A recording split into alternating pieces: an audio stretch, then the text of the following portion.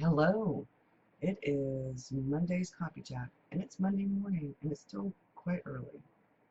Not super early, but I've already done my morning pages, and I've done my stretches, and I am still in pajamas.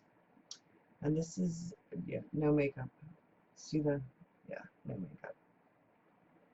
So I'm going to move my keyboard so I have a place to sip my coffee. Um, how was your June? My June was busy.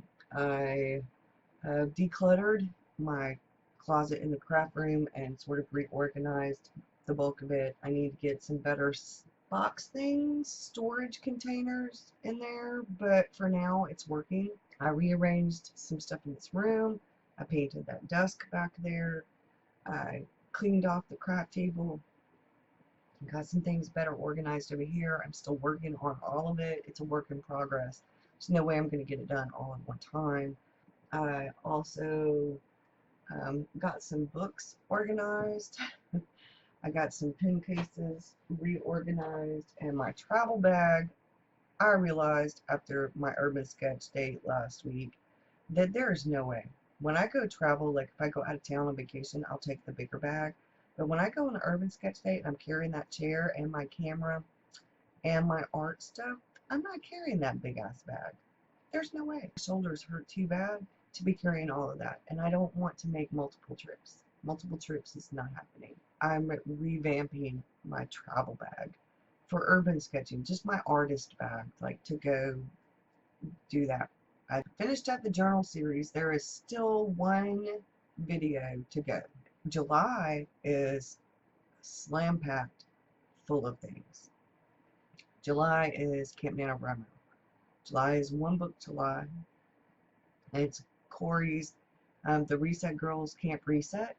It's World Watercolor Month.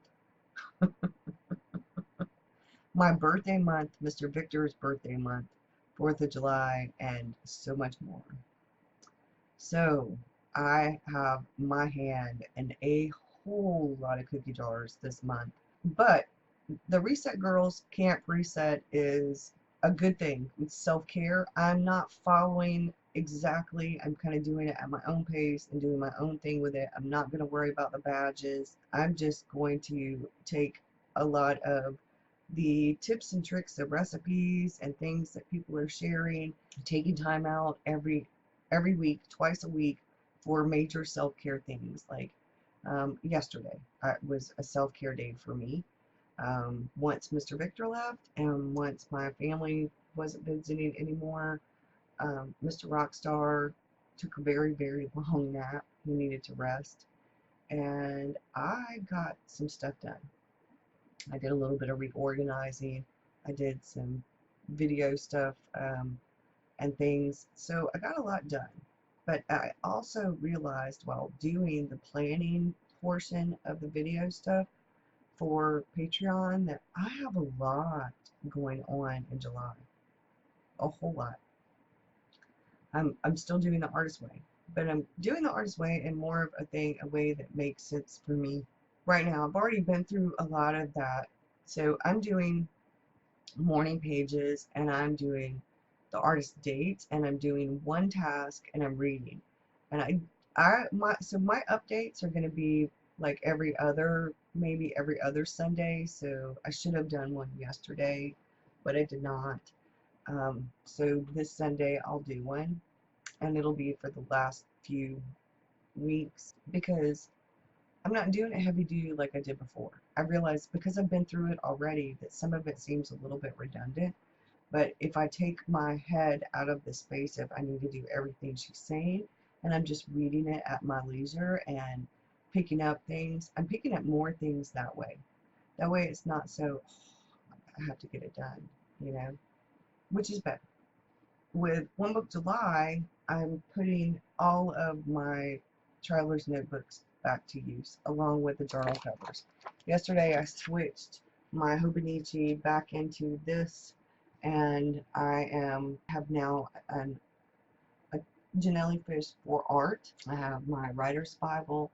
I have the Janelli fish for my regular daily journaling, where I combine art and words and everything else. So I'm kind of figuring out how I want things really set up. I also have my spiritual bullet journal. It is right here.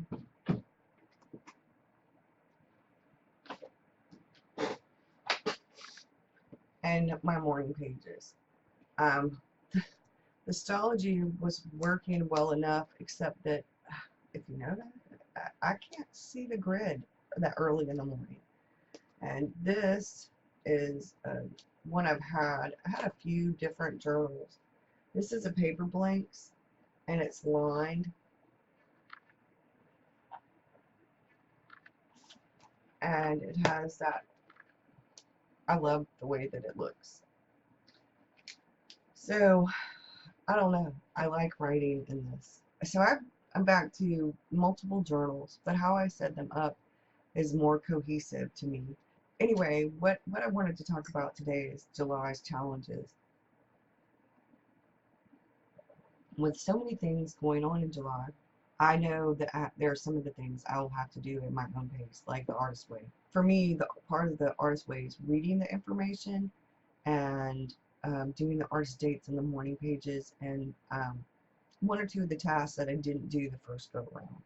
With World Watercolor Month, they have prompts, and I'm not quite sure of what I'm doing, and I feel a bit like weird because I'm really just learning, and I'm like, okay, do I really want to put these online, on social media, with all these talented, super amazing artists? So the self-doubt kicks in. Before I've even drawn one, before I've even watercolored a picture, I'm like getting all paranoid, and the perfectionism and the self-doubt and the fear have kicked in, which means I really need to do it because I need to just slow my roll and just enjoy the process. And I love watercoloring and just think about whatever it is that I'm doing, and then, go from there and not worry about all the other stuff. Because that's the big challenge, I think, sometimes, is that we psych ourselves out over that fear and that self-doubt. We get all caught up in the fear and the self-doubt, and we're like, oh, but, and it becomes a really big challenge when you think about it, because you've got all these little thoughts like, I couldn't possibly take pictures and put them up and tag them with that hashtag for World Watercolor Month. And then my anxiety kicks in. Like, it really kicks in. So I'm just going to take a step back from all of that part of it, and I'm just going to create some watercolor pictures and enjoy the process. And I may or may not put them on social media. I'm not going to stress myself. If I don't worry about it and I just want to share them, I will share them. If I psych myself out over all the other stuff, then I'll get stressed out, my anxiety will kick in, and then I won't want to post them. I won't even want to do them. Because at heart, I am, yeah, I'm in between. I mean, there's a word for it. I heard somebody say it. I'm an introverted extrovert, but I'm not. I am. There's a word. I can't remember it. I saw somebody say it in a video. But that's me. Once I get to know you and I'm comfortable with you, I'm social. I'm a chatty person. When I'm not comfortable, or in a big crowd, I don't like big crowds. So when I'm in a big crowd, I'm in the corner watching and things like that. I have to be really careful about big social events and stuff. They really cause my anxiety. I don't have agoraphobia. I leave the house. I do stuff. I just prefer to be at home. I don't like a lot of noise, and I don't like big crowds. A lot of noise or loud noises, certain kinds of noises really affect my anxiety. I'm an INFJ mostly. Every now and again, it'll come up an INFP. It just depends. Like, for a while, for about 5 or 6 years, I was an INFP. Before that, I was an INFJ. Then I was back to an INFP. Now I'm an INFJ. I think it depends on where you're at in your life too. But I'm always an INF.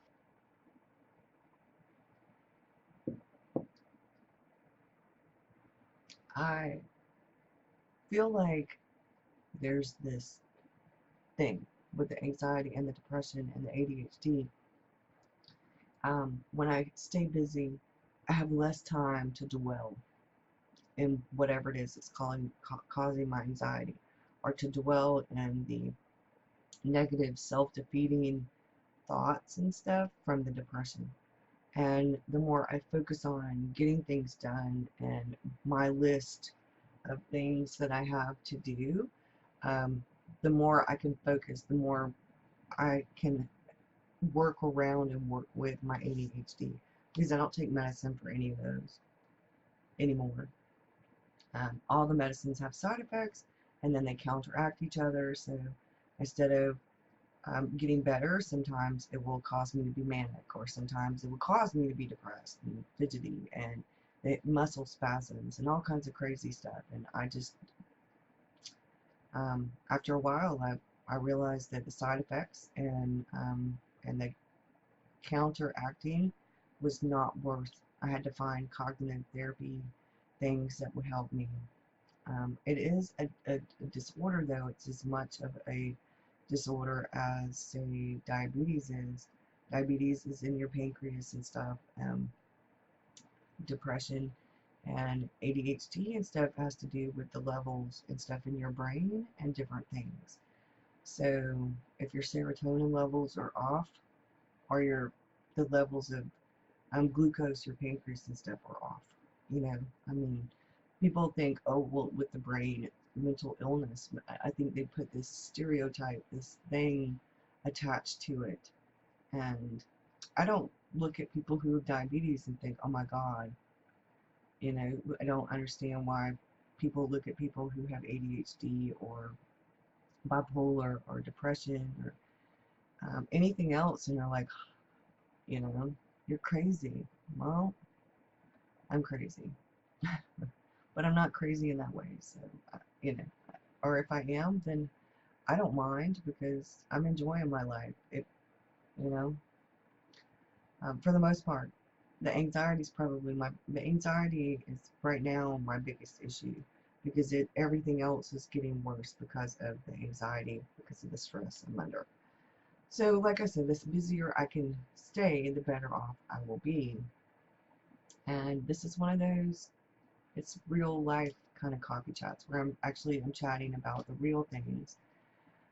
June was a very good month for a lot of different things. It was very sad in a lot of ways, because I found out my dad had cancer, and David has been really sick, because I channeled the energy that I have because of the anxiety into some positive things, and that's what I'm going to continue to do for July.